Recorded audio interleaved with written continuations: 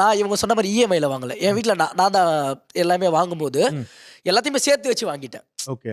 So என்னால் அதை balance பண்ண முடியுது. இல்ல ஏன் சார் இப்போ சேர்த்து வச்சு வாங்கும்போது டிலே ஆகுதுல்ல. அவங்களுக்கு நிம்மதி வேணும்னா உனக்கு பொருள் கையில் கிடைக்கும் போது நிம்மதி கிடைக்கும். எனக்கு இப்போ அது வேணும் நிம்மதியா இருக்கணும்னா இப்போ எனக்கு இஎம்ஐல போட்டு வாங்கலாம்ல. அது அதையும் சேர்த்து வச்சு லாங் ஆஃப் பீரியட்ல வாங்கணும். இப்போ நிம்மதியா இருக்கேன். இஎம்ஐல இருந்து இது இஎம்ஐ ஒரு பிரஷர் தானே அது. ஆக்சுவலா அவங்க என்னன்னா நிம்மதி தேடி அவங்க ஓடுறாங்க. ஓகேவா? இப்போ உங்களுக்கு வந்து சாப்பிடணும்னா சாப்பிட்டா நிம்மதி. இப்போ சாப்பிடவே காசு இல்லைன்னா அது வந்து நான் சேர்த்து வச்சு தான் நான் சாப்பிடணும்னு நினைக்கிறத விட எனக்கு அது சாப்பிட்டா போதும், எனக்கு அது வாங்கினா போதும், அப்படிதான் அவங்களோட மைண்ட் செட் இருக்கணும். இப்போ நீங்க வந்து என்ன அஸ்யூம் பண்ணிருக்கீங்கன்னு எனக்கு தெரியல. நாங்க எல்லாம் நிறைய காசு வச்சிருக்க மாதிரி நீங்க எல்லாம் காசு இல்ல அப்படி கிடையாது. அவங்க என்ன சொல்றாங்கன்னா சார் அதுக்காக தான் வந்து நானே நிம்மதிக்காக கோவிலுக்கு போனோம் சார். அங்கேயும் காசு தான் சார் கேக்குறாங்க. 300 ரூபாய் கொடுங்க, நான் கிட்ட போய் சாமியை பார்க்கலாம் நீங்க அப்படின்னு சொல்றாங்க சார். நிம்மதியா பொறுமையா பார்க்கலாம் 300 ரூபாய் கொடுத்தா.